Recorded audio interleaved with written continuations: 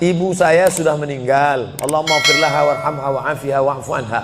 Amalan apa yang sebaiknya saya lakukan agar tetap berhati kepada ibu, berbakti pada ibu saya? Ibu saya semoga masuk surga. Amin. Yang pertama doa. Apa doanya? Rabbil firli wali walidayya warhamhuma kama rabbayani saghira. Allahumma firlaha warhamha wa'afiha wa'fu anha. Ya, enggak bisa bahasa Arab Pak Ustaz, bahasa Indonesia. Ya Allah, jauhkan emakku dari neraka jahanam, berikan dia kebaikan, jadikan kuburnya salah satu dari taman surgamu, jangan jadikan kuburnya salah satu lubang nerakamu, berikan dia ketenangan ya Allah, ampunkan segala silap salah dosanya ya Allah. Yang pertama. Yang kedua, baca Quran. Wa in khatimul Quran, yang paling afdal dibaca khatam Quran, satu khatam. Untuk almarhumah emakku, aku hadiahkan pahala bacaan Quran sekhatam. Kalau tidak bisa satu khatam, bacakan Yasin, hatinya Quran. Kalau tidak baca Yasin, jurus terakhir Ummul Quran Al-Fatihah. Al-Fatihah pun tak bisa, mati aja lah. Yang ketiga, sedekah. Saat sayang betul dengan emaknya, lalu emaknya meninggal dunia, dia datang melapor kepada Nabi, ya Rasulullah, ummi matat, emakku sudah meninggal dunia, apa atasaddaqu anha, kalau aku bersedekah, apakah sedekahnya sampai ke almarhumah emakku? Kata Nabi, tasaddaq, bersedekahlah. Ayu sadaqatu afdal, apa sedekah yang paling afdal? Kata Nabi, saqiyul ma', memberi air minum. Yang paling afdal adalah memberi air minum, karena di jazirah Arab susah membuat sumur bor, sedekah air minum. Tapi di Bekasi jangan lagi sedekah air, karena masjid kita sudah diapit 2 danau. Sampai-sampai nama masjid ini pun Masjid Al-Danau, Al-Qalam. Diapit 2 kolam. Nah, oleh sebab itu jangan lagi sedekah air. Sedekah apa? Sedekah AC, sedekah kipas angin, sedekah mikrofon, sedekah kamera, sedekah CCTV. Maka insya Allah mengalir pada almarhumah.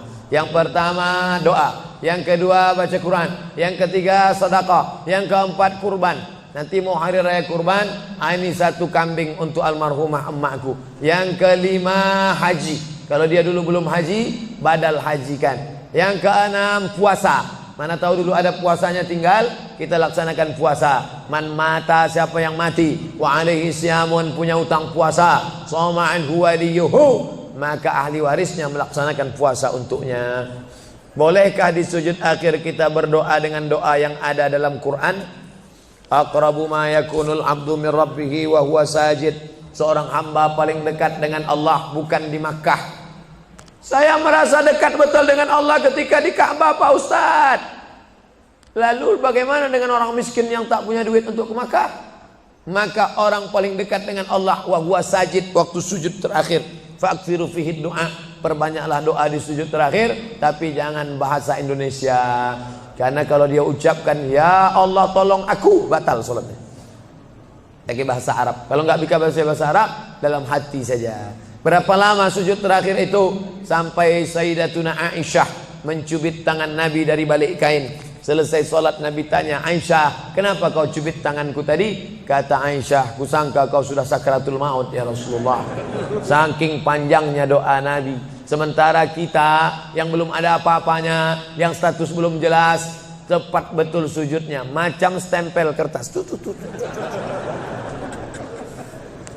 Kenapa cepat betul sujud? Sujudlah lama. Bagus sujud lama, membantu turunnya darah menyembur dari jantung ke otak. Karena kalau oksigen kurang bisa kena stroke ringan. Sujud lama-lama, bernapas, jangan tahan napas, bernapas. Itu maka karpet jangan bau.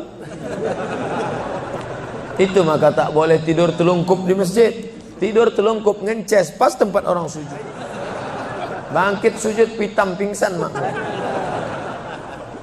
Nah, ini penting. Lalu kemudian kalau dibaca dalam doa sujud itu ayat Quran boleh? Tak boleh. Karena Quran itu tinggi, sedangkan sujud itu rendah. Tak boleh yang tinggi diletakkan di rendah. Tapi kalau doa boleh. Begitu juga dengan perempuan halangan, tak boleh baca Quran. Tapi kalau ayat Quran itu doa boleh. Contoh, Subhanalladzi sakhkhara lana hadza wa ma kunna lahu muqrinin wa inna ila rabbina lamunqalibun. Itu kan ayat Quran. Tapi ketika dibaca naik kendaraan boleh. Maka kalau ayat Quran bunyinya doa boleh. Mana? Rabbana atina fid dunya hasanah wa fil akhirati hasanah wa qina azabannar. Itu doa, boleh dibaca. Saya seorang kepala rumah tangga, tinggal di rumah milik mertua. Sebagai kepala rumah tangga, apakah saya belum menunaikan kewajiban sebagai suami untuk membeli rumah tinggal buat keluarga? Ada ideal, ada darurat. Idealnya kau punya rumah, karena kewajibanmu hai kepala rumah tangga laki-laki ada 5. Kasih makan, kasih pakaian, kasih tempat tinggal, kasih pendidikan, kasih perhatian. Itulah kewajibanmu sebagai laki-laki. Beri makan, beri pakaian, beri tempat tinggal, beri pendidikan, beri perhatian anak dan istrimu. Tapi kalau kau tidak bisa, maka mertuamu baik, maka tinggallah di sana. Ya tidak apa-apa. Cuman kita tahu bagaimana bersikap sebagai seorang menantu, bagaimana dengan saudara-saudara ipar, bagaimana dengan mertua. Nah ini kebetulan mertuanya baik. Alhamdulillah. Bersyukurlah bapak-bapak yang dapat mertua baik. Persiapan apa yang diperlukan dalam memasuki umur 40 tahun? Enggak ada nunggu 40. Karena malaikat datang tak nunggu 40. Anak muda hafal 29 juz, tinggal 1 juz lagi, mandi di sungai terpeleset batu mati. Anak muda. Orang tua sudah 70 tahun diponis dokter mati. Saya sudah diponis dokter katanya 3 bulan Pak Ustaz. Sudah berapa bulan Pak? Udah tahun setengah, enggak mati-mati.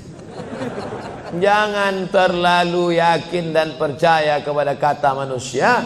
Tapi saya tetap berobat ke dokter, saya tetap berobat ke rumah sakit.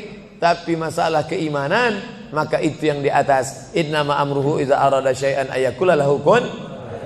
Kalau sudah berumur 40, hati tak juga terbuka, tak juga tobat, tak juga insaf, na'udzubillah, dikhawatirkan tertutup pintu hati. Musibah bukan sakit, musibah bukan miskin, musibah tertutup pintu hati. Khatamallahu ala qulubihim wa ala sam'ihim wa ala absarihim.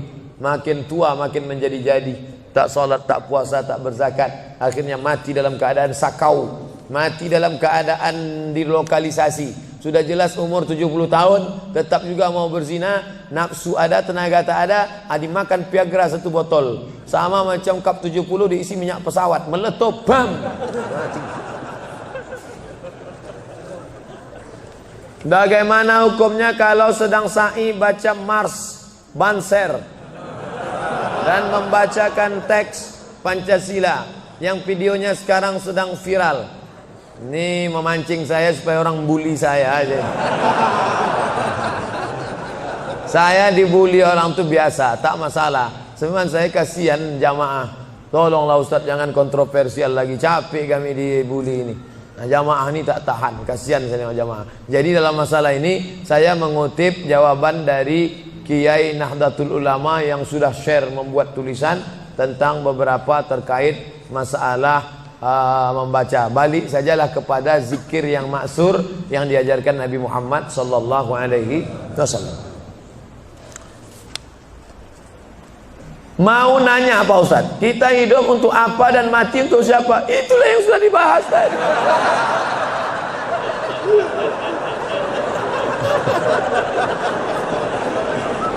Artinya pertanyaan ini dibuat sebelum pengajian tadi.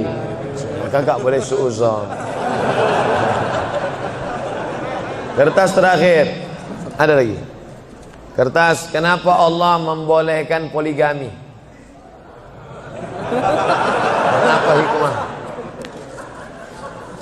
Fankihu ma taba lakum minan nisa. Nikahilah nisa. Itu syaratnya yang pertama. Yang dinikahi itu nisa.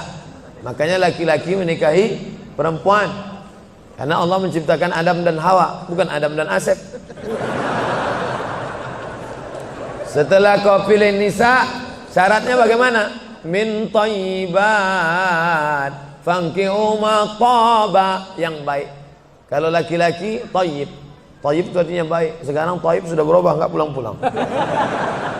Fankihu ma taba, nikahilah perempuan yang baik, minan nisa, perempuan yang baik, masna 2, wa sulasa 3, wa ruba' 4. Fa in khiftum alla ta'dilu, kalau kau khawatir tak sanggup adil, fawahidah, satu saja cukup. Ada seorang janda, dia punya anak, maka anak yatimnya ini perlu dijaga orang. Maka daripada dijaga orang lain, saya ajalah menjaganya. Nah, itu alasan pertama, karena untuk menjaga anak yatim. Itu alasan pertama. Alasan kedua, ada mungkin laki-laki yang dia 300 tenaga kuda.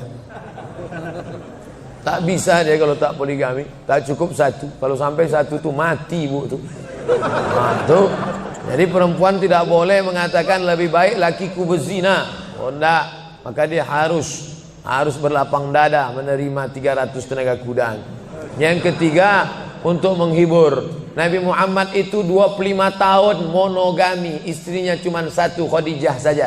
Jadi jangan katakan dia penyakit seksual, dituduhkan orang sekuler, liberal, kafir, munafik. Nabi Muhammad itu 25 tahun dalam keadaan lajang, tidak pernah berzina.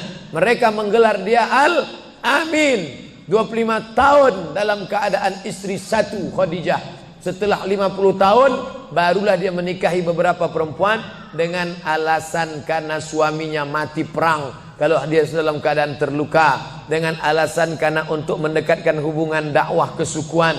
Kalau dinikahi anaknya, maka suku itu akan menjadi tunduk, dengan alasan banyak. Nah, itu jadi bukan hawa nafsu, karena 50 tahun dia mampu mengontrol hawa nafsunya. Di akhir hayatnya, ini adalah ujian bagi umat Nabi Muhammad sallallahu alaihi wasallam. Jadi simpelnya, kalau kita naik pesawat, kata pramugari, ada pintu normal sebelah kanan. Ladies and gentlemen, all of our passenger, seluruh penumpang, sebelah kanan pintu naik dan turun. Tapi bila terjadi pesawat meledak atau masuk jurang atau meletup, ini emergency door, ini boleh dibuka. Nah, jadi kalau mau buka itu, bukalah.